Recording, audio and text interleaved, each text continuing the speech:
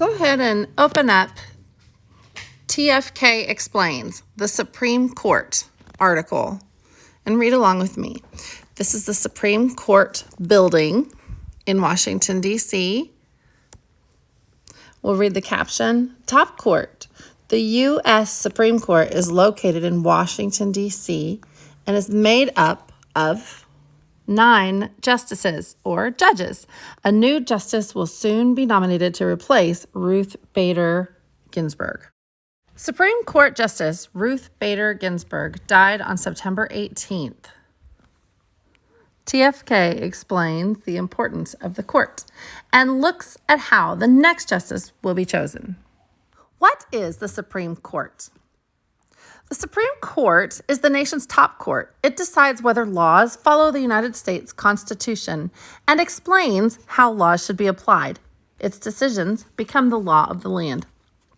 The court is made up of 8 associate justices and 1 chief justice, who is the head of the U.S. government's judicial branch. Remember the 3 branches of government: judicial, legislative, and executive branch. The court acts as a check on the powers of Congress, the legislative branch, and the president, the executive branch. Supreme Court justices mostly rule on cases that were already heard in the lower courts around the country. The Supreme Court has the power to undo the decisions of those courts, and its rulings are usually final. Who picks the justices for the Supreme Court?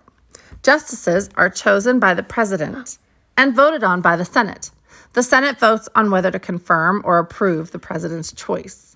A majority of the Senate's 100 members must agree to confirm a Supreme Court nominee.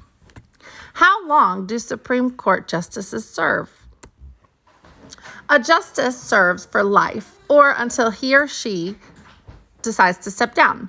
That means whoever is picked next could be involved in decisions for decades to come. Remember, a decade is 10 years, so the next one involved could be involved in decisions made in 20, 30 years from now.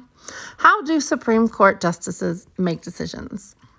Justices are expected to judge cases based only on the Constitution. We knew that, right? But their personal values and beliefs can influence how they interpret it. Who will replace Ginsburg?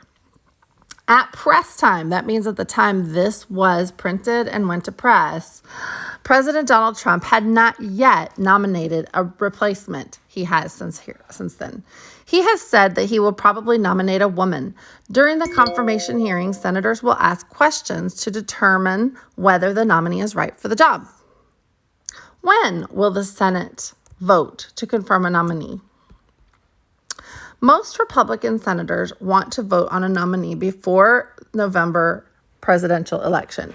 Other senators say the nomination should be delayed. They think the person who wins the election should nominate the next justice. That's what happened in 2016 when a seat opened up on the court.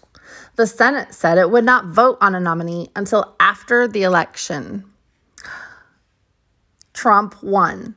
He nominated the next justice soon after taking office. Stop and think. Why do you think the TFK editors chose a question and answer format for this article? So here's a picture of Ruth Bader Ginsburg. If you're interested, you could go back and click Honoring Ruth, and you can find out more about this fascinating person. The article states that she had not been replaced as of press time, but after that went out, President Trump nominated Amy Coney Barrett to replace her. Notice how the author decided to format this text.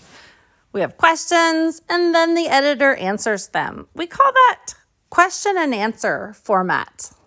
Sounds pretty logical, huh? Notice the questions that the editors of Time for Kids put in this article. What? Who? How long? How? Being able to ask these questions and then answer them will help the reader get an understanding of this text and be able to summarize it. And that's what we're going to do now. The best way to summarize informational text is to think about the answers to these questions. Who, what, where, when, why, and how. So we're going to go through this text again, and we're going to look at the most important information in the article to be able to answer and complete that graphic organizer. After that, you'll have enough information to write a summary. So today you have 2 steps. Complete this graphic organizer based on the information that you learned from the article. Step 2, using the information from your organizer above, after you complete those questions, summarize the article in complete sentences. This should be no longer than a paragraph for a summary. Remember, we're using our own words and only the most important parts of the article.